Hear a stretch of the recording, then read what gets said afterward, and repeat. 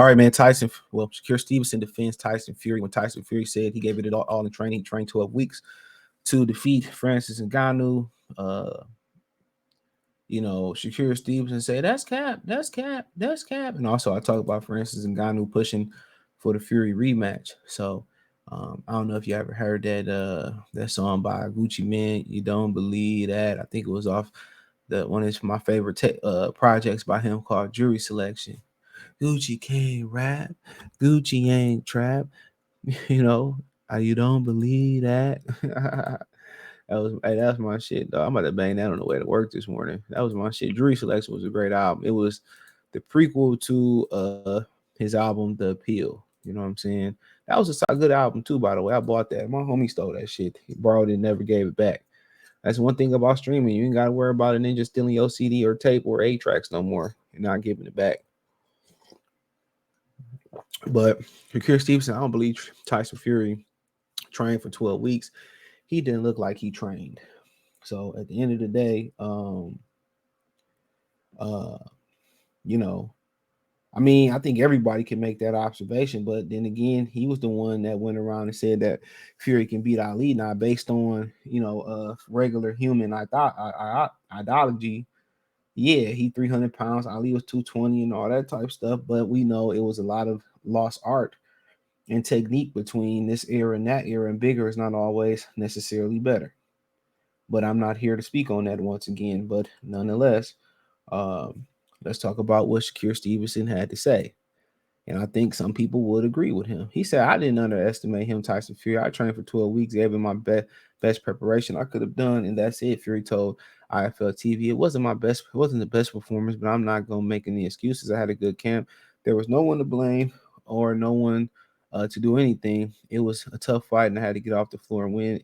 And yeah, no excuses. We didn't know how good he was or how bad he was. There was no footage on him.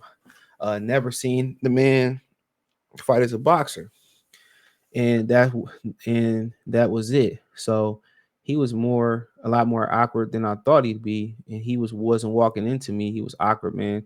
He was good at what he was doing. So fair play to him. I don't take anything away from him. He gives me a better fight than all the boxers in the last 10 years, and I think he's been me toughest fight I had for years. So that's what Tyson Fury had to say. Now, some people may say, hey, maybe it's a humble brag. You know, um, you know, I don't believe what he's saying. And Bob Arum had addressed some comments before we get into Shakur Stevenson comments that they were saying that Tyson Fury at the press conference didn't look like he'd been training, and he basically was saying, that's what Tyson Fury always looked like, and I assure you he'd been training, and I just hope he don't trade with I just hope he don't sit there and be stupid enough to trade with Ngannou. And that's what he pretty much said. So he said, I assure you that Tyson Fury was training. So I mean, at the end of the day, he's been very inconsistent with his approaches or his fights throughout his career. That's what we do know about Tyson Fury. He's been very inconsistent in his approach. Come on. That's what we do know. So say what you want to say. His performances have been up and down. And it seemed like when he get up for his best performances, he trains well and he focuses. And I think he's one of those people that's like a kid in the class. Some of these school, this is what's so messed up about, socialism and classism, is that somewhere, out there in the public school system, it's a genius that ain't been discovered yet. But you know what? They don't know it, and they're not challenging him in the classroom, and they just thinking he acting out or he need to be on Ritalin or he a bad apple. But the school system is not a one size fit all. You know what I'm saying? The school system is not a one size fit all. So once you start to challenge that kid and invigorate him, uh, you know, then you start to see him stop trying to act out and all that type of stuff, right? And I think that's kind of what Tyson Fury. If you don't give him a real challenge, man, he ain't gonna get up for it. So he one of those fighters, long story short, he fight up and down to his competition. That's just what he is. So I feel like I agree kind of with Shakur Stevenson about to say. This dude don't get up and down. He don't get up for certain fights. And it's a special fighter who get up for all fights. No matter what the fight is, they get up for him. And that's one thing you usually get out of Terrence Crawford is you get a level of consistency. He finds something to get pissed off about. He finds something to get motivated about. And the true killers do that. Kobe did it. Michael did it. You know what I'm saying? Reggie Miller did it.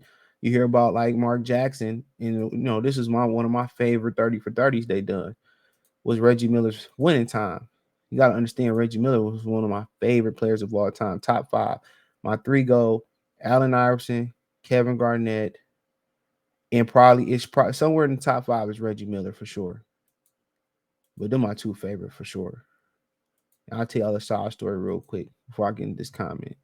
I remember I only liked Kevin Garnett for a long period. Kevin Garnett and Allen Iverson. That's all I like.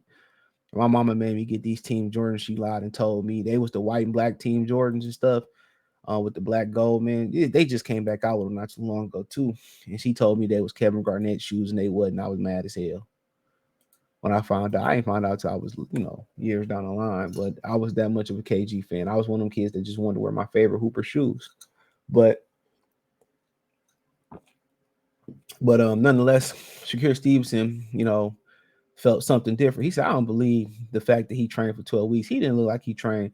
He didn't look like he threw too many punches. He usually throws punches. He seemed real hesitant, and I don't know how good of a shape he was in. Stevenson said this TMZ Sports. Usually I'm a big fan of Tyson Fury. That night, he didn't look too good. So he might be right, or Fury might just be like, you know what, he was awkward, so I couldn't get my shots off, and maybe he didn't train. But my whole thing about it is, if he didn't train, don't forget you still had to fight Alexander Usyk after the fight in less than a month. All right, or less than a couple months. So my thing was, I think he should have came in shape. if we being real, he should have came in shape. Let's call a spade a spade. He should have came in shape. If that's the case, he should have came in shape. Let's keep it real. If that's the case, but most people felt like he never wanted to fight. He never wanted to fight. He never wanted to fight Usyk anyway. And a lot of people starting to believe that Alexander Usyk and Tyson Fury ain't gonna fight with him pushing the fight back again, because he showed a lot of reluctance to get in the ring with that man. He showed a lot of reluctance. So a lot of people think they ain't gonna fight until they're in the ring. And Fury is very, wishy-washy, very inconsistent. Eddie Hearn said, I think he might retire. And I don't think anybody can deny that. I don't think anybody can deny how inconsistent, and if he did turn around and drop the belts and retire, I don't think anybody can deny that. That's a real possibility. And I think, what Two Pistols say, and that real. And I think in that real. But let's see if we can find this Ngannou interview. Here we go. So Ngannou say that Fury's rematch is priority, plans to fight twice next year, so he probably ain't getting back in that octagon, especially with John Jones tearing his pec. The rematch is what I want. I want next the most. Ngannou told TMZ. As for right now, I feel like there's a lot of options for me, but I want to choose wisely, and I will go for the rematch first. So he might sit around and wait for the Usyk and Fury winner. So the best scenario in boxing is to wait for Fury. And Ngannou said, if Usyk can step out and let me fight Fury, I'll fight Fury. Then I'll let them do whatever and go back, maybe do some MMA fights and come back and take some people in boxing. I'm planning on fight potentially twice next year, maybe February or March.